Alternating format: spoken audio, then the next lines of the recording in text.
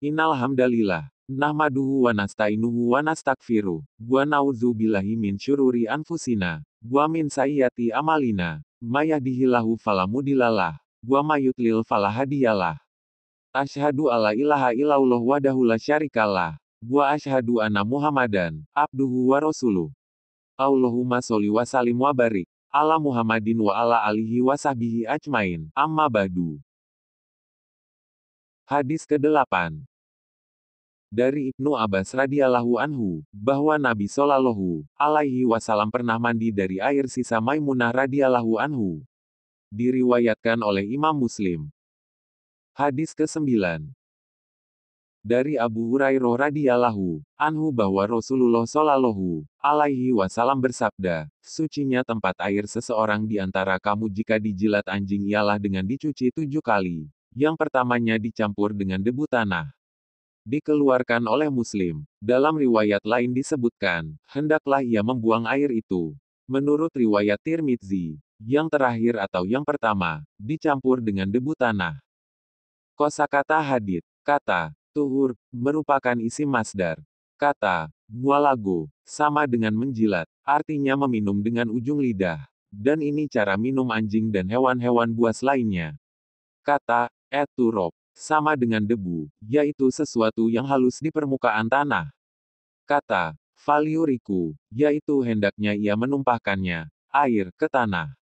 Kata, uhuhanna awulahunna, sama dengan yang pertamanya atau yang terakhirnya. Yang raje bahwa ini adalah keraguan dari perawi hadits, bukan maksudnya boleh memilih antara yang pertama atau yang terakhir, riwayat, ulohunna, yang pertamanya. Lebih rajih karena banyaknya riwayat tentangnya, dan karena diriwayatkan oleh Bukhari Muslim, Syaikhoin, dan juga karena debu jika digunakan pada cucian pertama maka itu lebih bersih, dibandingkan jika debunya digunakan pada cucian yang terakhir. Faedah hadits, anjing itu najis, demikian juga anggota tubuh dan kotorannya, seluruhnya najis. Najisnya adalah najis yang paling berat.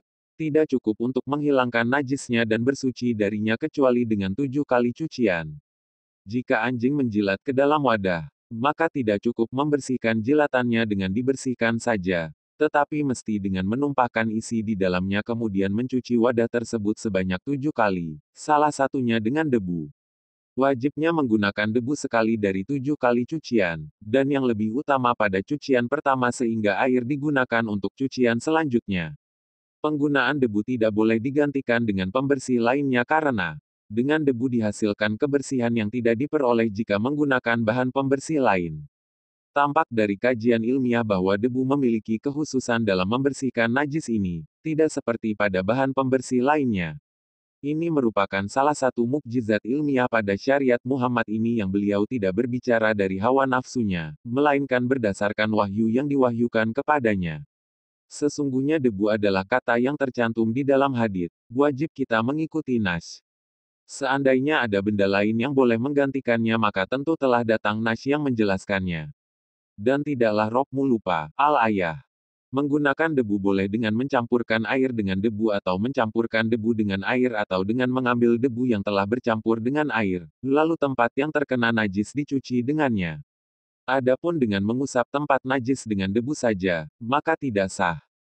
Telah tetap secara medis dan terungkap melalui alat mikroskop dan alat modern lainnya bahwa di dalam air liur anjing terdapat mikroba dan penyakit yang mematikan dan air saja tak dapat menghilangkannya kecuali disertai dengan debu. Tidak ada cara lain. Maha suci Allah yang maha mengetahui lagi memberitahu. Makna lahiriah hadits ini adalah umum untuk seluruh jenis anjing, dan ini adalah pendapat jumhur ulama.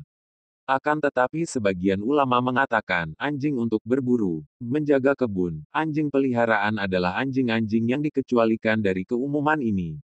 Hal ini berdasarkan pada kaidah toleransinya syariat dan kemudahannya. Kesulitan dapat menarik kemudahan. Sahabat-sahabat kami menyamakan anjing dengan babi di dalam kenajisannya yang berat, dan hukum mencuci najisnya babi sama dengan mencuci najisnya anjing. Akan tetapi jumhur ulama menyelisihi pendapat ini. Mereka tidak menyamakan hukum mencuci najis babi dengan mencuci najis anjing yang 7 kali dan berurutan. Mereka mencukupkan apa yang ada di dalam nas. Selain itu alasan, hukum di dalam beratnya najis anjing tidak jelas. Perbedaan pendapat ulama terhadap wajibnya menggunakan debu. Mazhab Hanafiyah dan Malikiyah berpendapat bahwa yang wajib adalah mencuci 7 kali. Adapun penggunaan debu bersama 7 kali cucian hukumnya tidak wajib. Hal ini karena kegoncangan, idtirobnya periwayatan hadits tentang pencuciannya yang disertai dengan debu. Di dalam sebagian riwayat debu tersebut pada cucian pertama, di sebagian riwayat lain pada cucian terakhir, dan di riwayat lain tidak menentukan urutannya hanya menyebutkan, salah satunya dengan debu. Oleh karena idtirob ini maka gugurlah hukum wajib penggunaan debu, karena asalnya adalah tidak adanya hukum wajib. Imam Syafi'i dan Ahmad serta pengikut-pengikut mereka dan kebanyakan mazhab Az-Zuhiriyah, Ishaq, Abu Ubaidah, Abu Saur, Ibnu Jarir, dan yang lainnya mensyaratkan penggunaan debu. Jika najis anjing dicuci tanpa debu maka tidak suci. Hal ini berdasarkan nas yang sahih. Adapun celaan idtirob pada periwayatannya ini tertolak. Dihukumi gugurnya suatu periwayatan karena idtirob hanyalah jika idtirobnya pada seluruh sisi. Adapun jika sebagian sisi hadits unggul atas sebagian yang lain sebagaimana dalam kasus ini maka yang dijadikan hukum adalah riwayat yang rajih, sebagaimana yang ditetapkan di dalam ilmu usyul fiqh. Dan di sini, yang rajih adalah riwayat Muslim, yaitu penggunaan debu pada cucian yang pertama.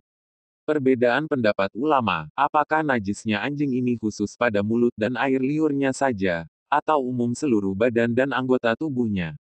Jumhur, mayoritas, ulama berpendapat bahwa najisnya adalah umum untuk seluruh badannya, dan mencuci dengan cara seperti ini juga berlaku secara umum. Mereka menyamakan badan anjing dengan mulutnya. Imam Malik dan Daud berpendapat bahwa hukum tersebut hanya sebatas untuk lidah dan mulut anjing. Mereka memandang bahwa perkara mencuci ini adalah dalam rangka ta'abudi, ibadah, bukan semata-mata karena najis. Perkara ibadah hanya dibatasi pada nas dan tidak melebihinya karena tidak adanya ilah, alasan hukum. Pendapat pertama lebih rajih, unggul, karena ditemukan di dalam badan anjing beberapa bagian yang lebih najis dan lebih kotor dari mulut dan lidahnya. Asal di dalam hukum adalah ta'lil, maka dibawa kepada yang umum. Sekarang tampak bahwa najisnya anjing adalah najis mikroba, maka sudah tidak menjadi hukum yang bisa dicari ilahnya, hanyalah hukumnya berdasarkan hikmah yang jelas.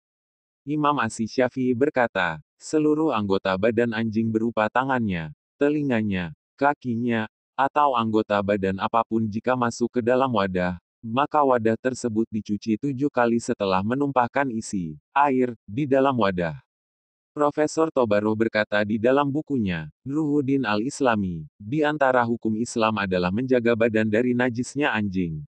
Ini adalah mukjizat ilmiah bagi Islam yang telah mendahului ilmu kedokteran modern, di mana telah ditetapkan bahwa anjing menularkan kebanyakan dari penyakit kepada manusia.